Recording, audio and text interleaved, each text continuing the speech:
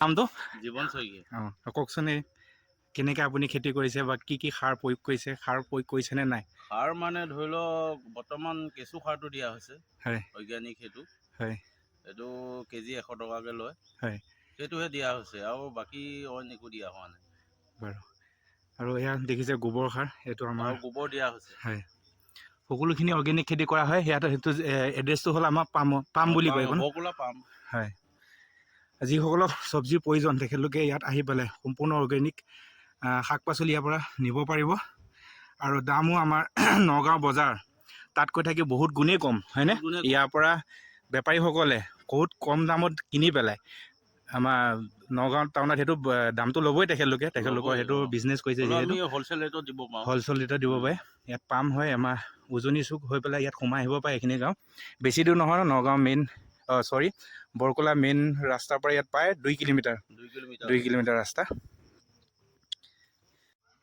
এই সম্পূৰ্ণ অৰ্গেনিক পদ্ধতিৰ এয়া খেতি।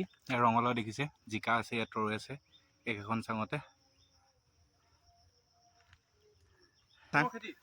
তিয়হ আছে, ইয়াত তিয়হ আছে, তিয়হ আছে, ইয়াত জিকা আছে।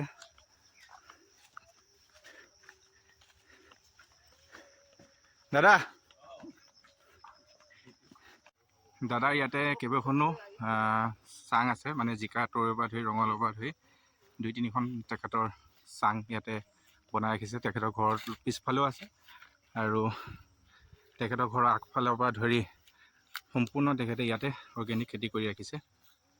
আমি এতিয়া গৈ থাকোঁ আৰু আপোনাৰ যিখিনি আপুনি কষ্ট কৰিব, ভৱিষ্যতে আপোনাৰ ওচৰত আহিম। আমি ইয়াৰ পৰা চব্জিও বজাৰ কৰিম আৰু সকলোকে আহ্বানো কৰিম যে ইয়াৰ পৰা আমাৰ অৰ্গেনিক যিসমূহ আমি গোবৰ সাৰ মানে প্ৰস্তুত কৰি পেলাই ভাল এটা চব্জি উৎপাদন কৰি আছে, তাৰ বাবে আমি ধন্যবাদ থাকিলে আপোনালৈ। আৰু অনাগত দিনত আপোনাৰ লগত আমি কণ্টেক্ট কৰিম। ধন্যবাদ।